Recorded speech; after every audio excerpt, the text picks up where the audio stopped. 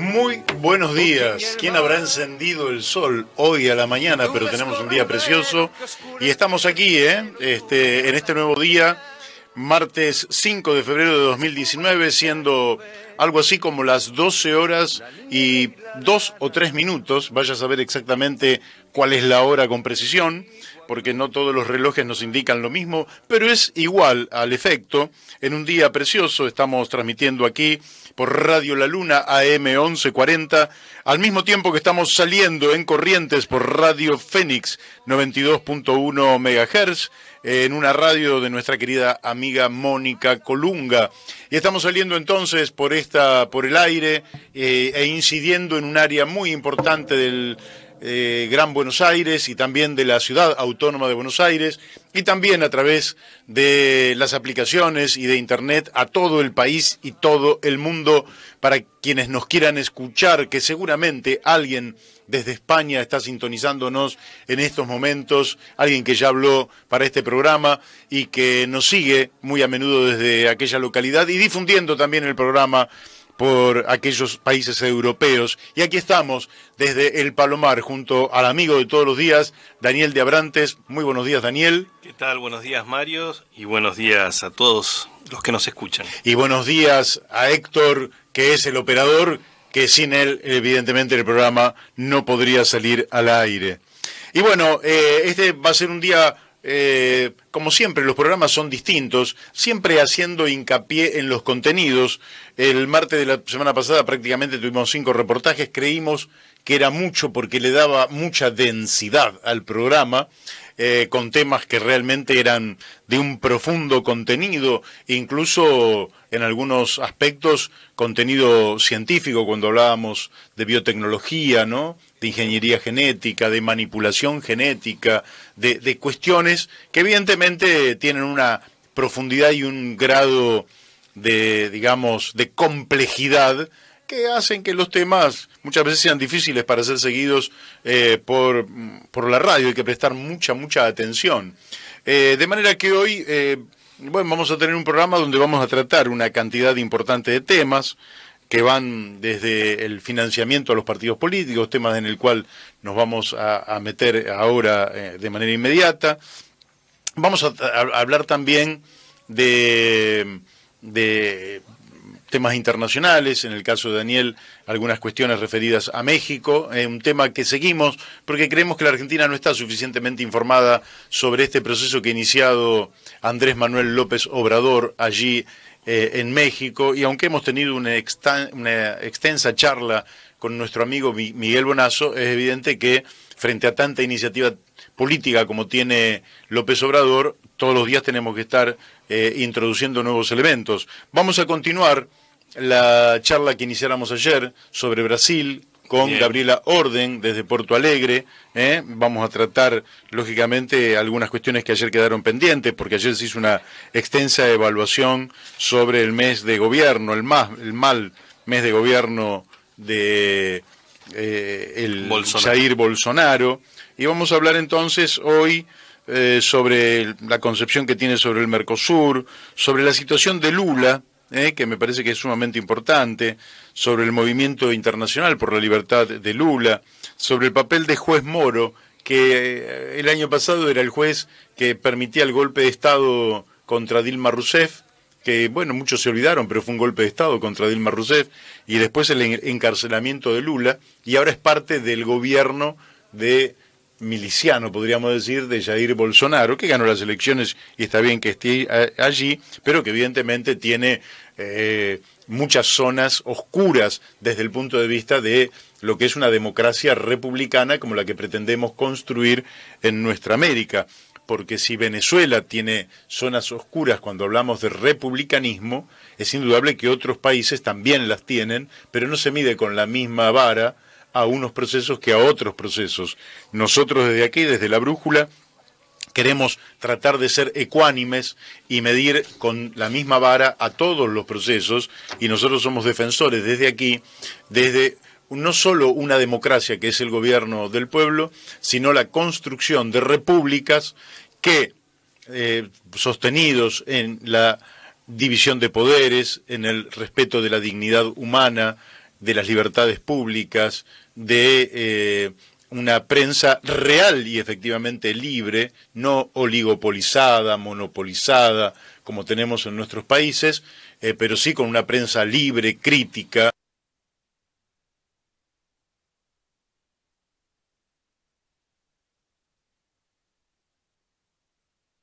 De información correcta, adecuada, no manipulada, podemos tomar las decisiones que corresponden a un pueblo en el marco de una democracia que pretende que sus naciones crezcan, no solo desde lo material, sino también desde lo espiritual. De manera que, bueno, vamos a hacer un repaso entonces por México, y vamos a tener en el centro del programa, pasadas las 13 horas, para que quieran concentrarse, un reportaje a el economista Graciano. Lo que le vamos a preguntar a Walter es cómo está viendo la actividad macroeconómica en la Argentina.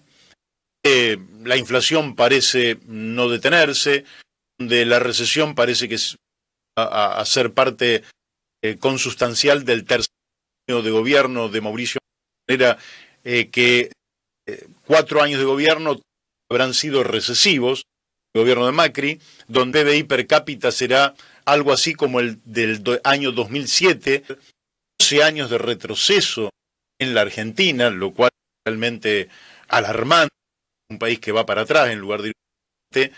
Le preguntar por cambio, si está correcto, pasado, las intenciones de el Banco Central de la República Argentina, las enormes tasas de interés que no hablarla el Fondo Monetario Internacional, pero que es un apuntalamiento que empezó a mediados del año pasado, que llega hasta fin de este año o principio del 2020, pero ese apuntalamiento después te levantan los puntales y te empiezan a decir que le pagues lo que te han prestado, y son 57.000 millones de dólares que habrá desembolsado el Fondo Monetario Internacional para acrecentar una deuda externa sobre la cual también le vamos a preguntar.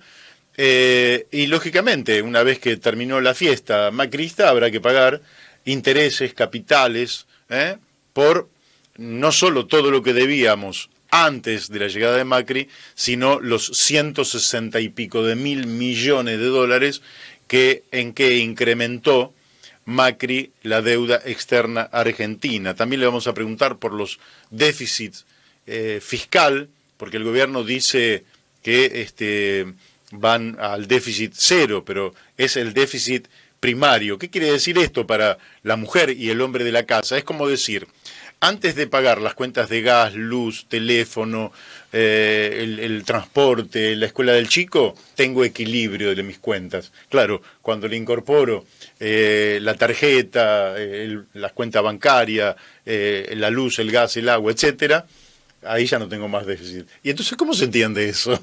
Claro. No, el déficit vos tenés una columna de ingresos y otra de egresos. ¿No? Eso del déficit primario es lógicamente un tecnicismo que valdría la pena que nos detuviéramos en él, no lo vamos a hacer ahora, pero es un tecnicismo trucho, con lo cual evitan decir que en realidad lo que están haciendo es acrecentando el déficit fiscal. Bueno, todo esto le vamos a preguntar a Walter Graciano. Así que, bueno, nos vamos metiendo, ya saben más o menos cómo va a ser el programa. Vamos, lógicamente que estamos en un año electoral. Ese año electoral tiene todos los condimentos de lo trucho que es el andamiaje electoral de la Argentina, ¿no? Porque como bien decía Daniel ayer, se van manipulando el ordenamiento electoral conforme los intereses de coyuntura circunstanciales del gobernante de turno. Sí, lo primero que habría que establecer es que cualquier norma que modifique la mecánica electoral no sea aplicable para la próxima elección. Efectivamente. Con lo cual, por lo menos desactivás esa práctica de acomodar cada elección a las circunstancias del partido gobernante, ¿no? Absolutamente. Entonces, vos fíjate que ahora Jorge Macri dice, bueno, queremos acordar para que no haya paso. para que no haya primarias abiertas, simultáneas y obligatorias. Quiero decirles que este mismo gobierno que nos convocó a nosotros, en ese momento yo era secretario general del Partido Socialista Auténtico, ahora sigo siendo hombre afiliado al mismo partido, pero no secretario general, pero fui a la Casa de Gobierno, ahí estuvimos con el ministro de Interior, que es el mismo que hoy, Rogelio Frigerio, estuvimos con el amigo Adrián Pérez, secretario de Asuntos Electorales, en fin, del Gobierno Nacional, y nos dijeron que la gente, que estaba verificado, que la gente quería concurrir a las primarias abiertas, simultáneas y obligatorias, y que de hecho la concurrencia era masiva, y que por tanto cualquier levantamiento de esas primarias sería un error político. Esto nos dijeron en la Casa de Gobierno. Bueno, dado que todo el mundo quiere participar en esas primarias, adelante con las primarias. Ahora resulta que el oficialismo dice no a las primarias. Bueno, lo dice Jorge Macri como vocero, pero lógicamente que no va a tener consenso y va a haber primarias. Pero fíjate cómo quieren modificar. Mirá cómo son las cosas. Lógicamente, el gobernador de La Rioja, Sergio Casas, hace una consulta con poca concurrencia electoral para lograr la reelección. Bueno, se hicieron las elecciones, la ganó por un porcentaje importante dentro de una escasa concurrencia que hubo elecciones. Incluso un diputado peronista de La Rioja dijo, los peronistas no somos pelotudos, convocamos un día de enero con un calor infernal para que vaya el menor número de personas a votar y entonces obtener un resultado a través de nuestro aparato. Claro. Bueno, lógicamente, con una reacción, uno podría decir, republicana, Cambiemos va a la Corte para cuestionar, a la Corte Suprema de Justicia de la Nación, para cuestionar el acto del gobernador Sergio Casas en La Rioja. Pero al mismo tiempo, el gobernador Alberto Hueretilnec de Río Negro, por el oficialismo, Cambiemos, va a la reelección y está por lanzar su recandidatura a gobernador de Río Negro. Y Cambiemos lo apoya. En cambio, el que lo va a impugnar en la injusticia es el PJ de Río Negro. Sí, es una calamidad el tema de las reelecciones, con la que habría que en algún momento lograr el consenso para que esto se acabe, ¿no? Bueno, pero vos fíjate que el PJ de La Rioja va por la reelección y Cambiemos en forma republicana se opone. Pero Cambiemos va a la reelección en Río Negro y ahí el republicano es el PJ. Es decir, siempre estamos circunscriptos a una manipulación del ordenamiento institucional argentino en función de intereses menores, que son los intereses de los que gobiernan, que lógicamente, como disfrutan del gobierno, el hedonismo del poder, esta cosa de tener dinero, poder marcar el destino de las otras personas, de poder definir negocios públicos y negocios privados muchas veces, todo esto hace que todo el mundo se quiera perpetuar. Entonces, sí. Todo se acomoda conforme el interés de coyuntura.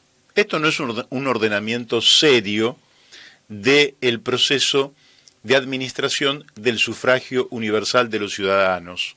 Fíjate que, por ejemplo, hoy nos enteramos que en otra provincia, Mendoza, Alfredo Cornejo, que pertenece a Cambiemos y que por tanto pudo haber actuado tal cual lo hizo María Eugenia Vidal en la provincia de Buenos Aires, unificando la elección provincial con la de presidente de la República, y la de Horacio Rodríguez Larreta, que también unifica su elección con la de Mauricio Macri. Alfredo Cornejo, que tiene otro origen, que es radical, no es del PRO, dice no, en Mendoza vamos a desdoblar la elección de gobernador de la elección de presidente. Es decir, en Mendoza, la Unión Cívica Radical, que lidera Cambiemos en aquella localidad, en aquel distrito, y gobierna además la provincia, dice no queremos cargar con el salvavidas de plomo que es Mauricio Macri, que con sus políticas fallidas, fracasadas, rotundamente, porque prácticamente fracasó en todas las áreas, prácticamente no tiene que mostrar este gobierno, por eso Patricia Bullrich sale a tirar tiros y a hacer cosas, a ver si nos distrae con otras cosas, pero en realidad ha fracasado incluso en el combate al narcotráfico, tema al cual nos vamos a dedicar después.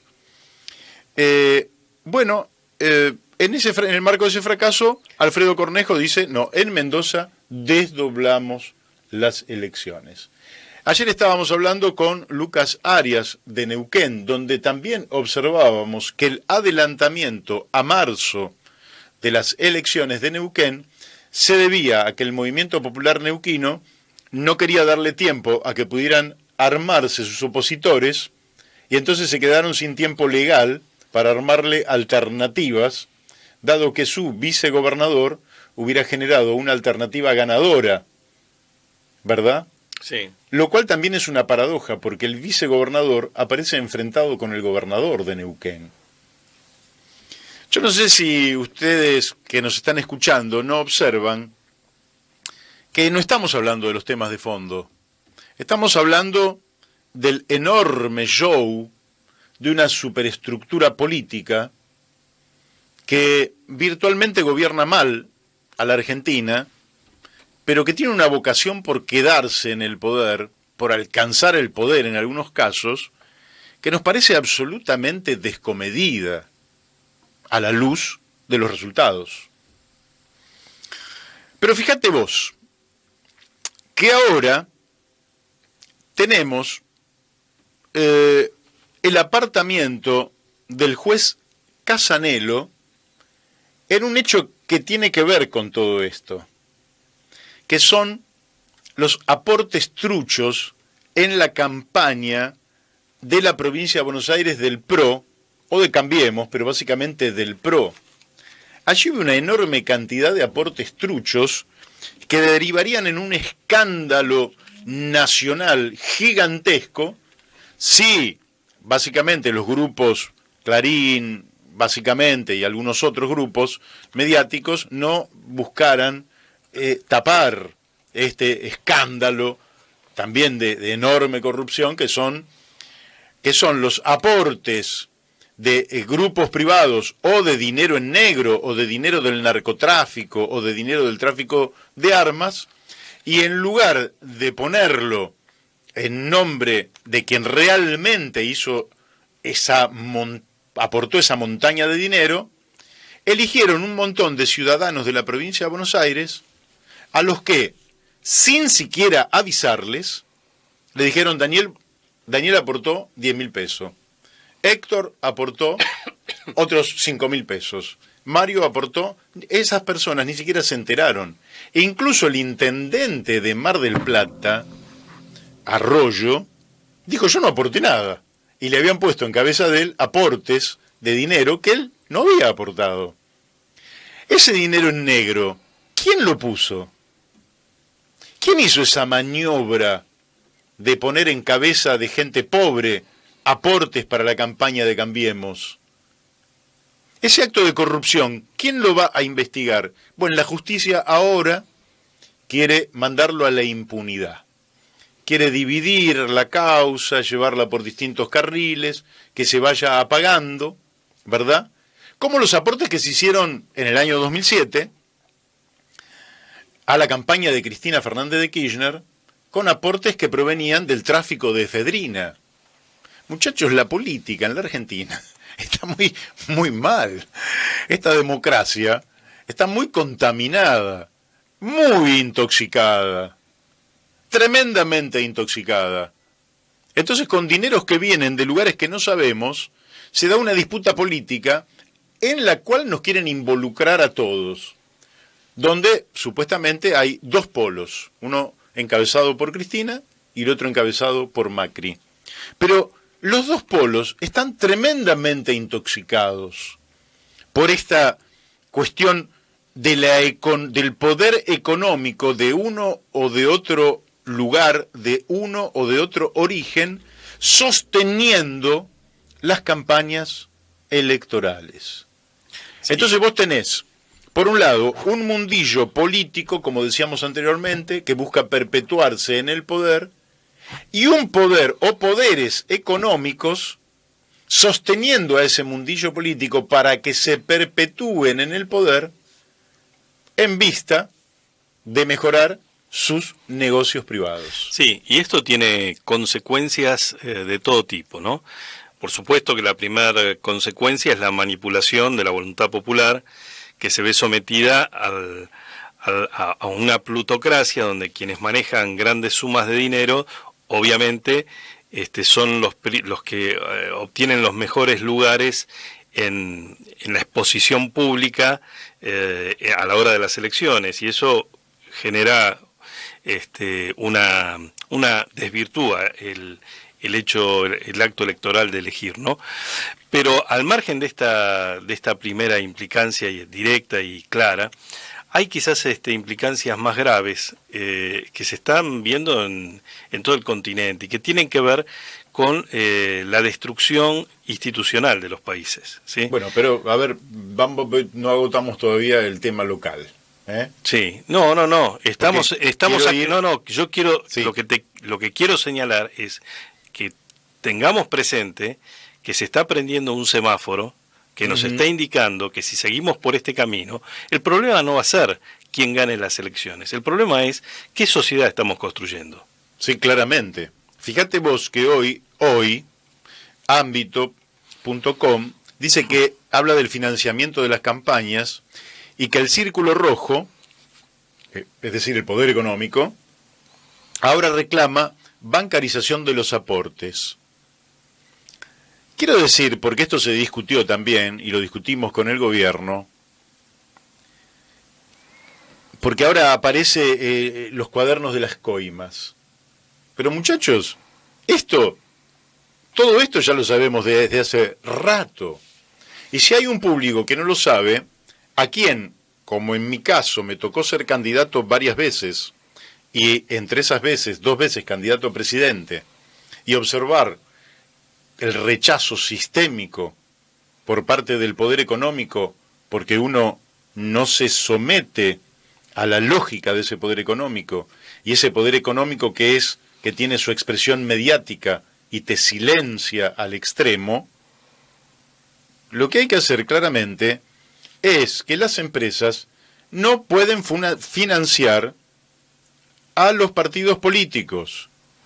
Si los financian es en forma indirecta, pagando los impuestos, y que el Estado toma una pequeña parte del gasto para financiar las campañas políticas, las campañas electorales.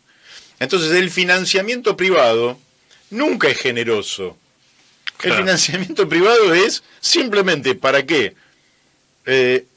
si a Héctor, el operador, yo fuera un comerciante poderoso de Morón, y no me habilitan determinados negocios, digo, yo te financio la campaña intendente y luego entonces vos me habilitás esos negocios que el poder político hoy, bien o mal, me tiene prohibido.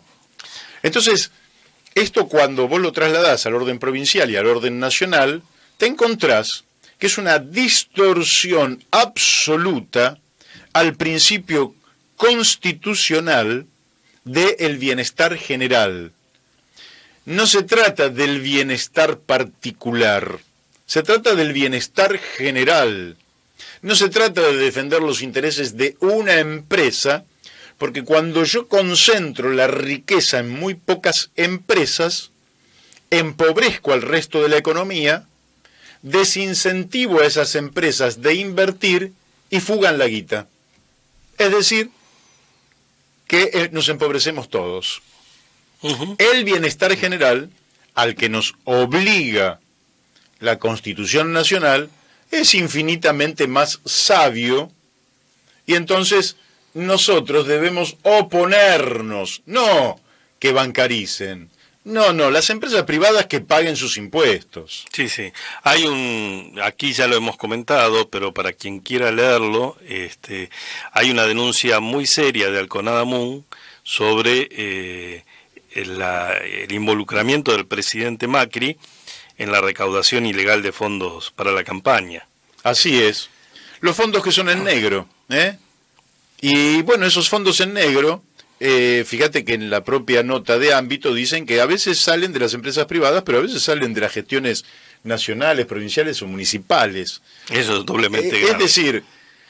Es decir, hay que ir a fondo. Creo que hay que ir en ese sentido a una ley de financiamiento de los partidos políticos y un ordenamiento de los procesos electorales que nos permitan, desde mi punto de vista... Perdóname, y una ley de campaña, una ley que establezca pautas para la campaña, por ejemplo, la obligatoriedad del debate. Sí, efectivamente.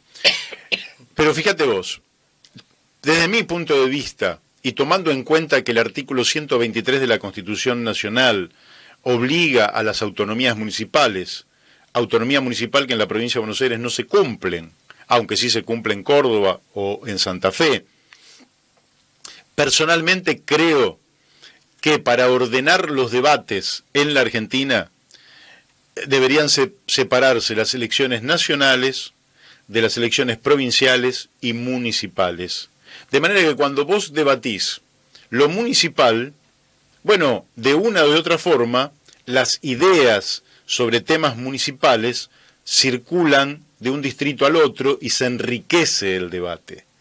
De la misma manera, cuando discutís los temas provinciales o cuando discutís los temas nacionales, donde involucrás política internacional que en general no discuten ni los distritos ni los municipios. Entonces vos ordenás el debate y al ordenar el debate, también el elector puede ordenar sus ideas. Si vos tenés elecciones desdobladas todos los meses, donde no sabés si se está hablando de la corrupción de la política, si se está hablando de la dirigencia política, si se está hablando de los problemas municipales, si se está hablando de los problemas provinciales, si se está hablando de los problemas nacionales, si se está hablando de macroeconomía, si se está hablando...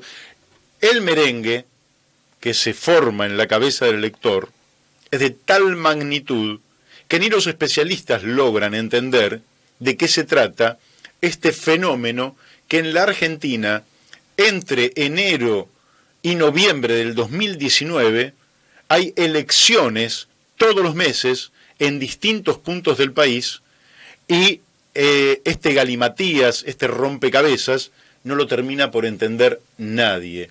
Y todo el ordenamiento o el desorden surge de los intereses menores de una dirigencia política que antepone sus intereses personales a los intereses del conjunto y de un poder económico involucrado con esta dirigencia política que también quieren perpetuar sus privilegios y los negocios muchas veces privilegiados que tienen con los estados.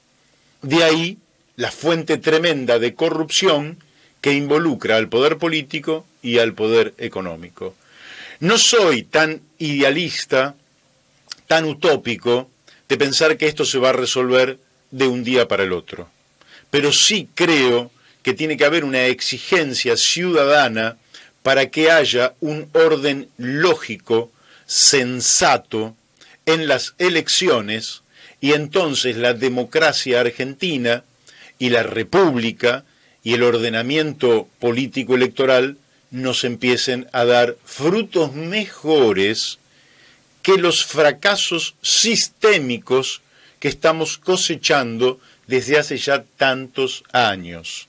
Si no corregimos el sistema político, no vamos a poder corregir el sistema económico, y si no corregimos el sistema económico y reordenamos el Estado Nacional de manera sensata y lógica, los resultados van a seguir siendo un fracaso. De eso tenemos que salir. Y bueno, ya llegando a las 12:30 vamos a ir dando cierre. Vamos a introducir el primer tema del día, que algo tiene que ver con México, y le vamos a pedir a Daniel que nos hable unos minutos sobre el gobierno de Manuel de Andrés Manuel López Obrador en México, y luego vamos a hablar un poquito también de Brasil, antes de llegar, pasadas las 13 horas, al reportaje a Walter Graciano.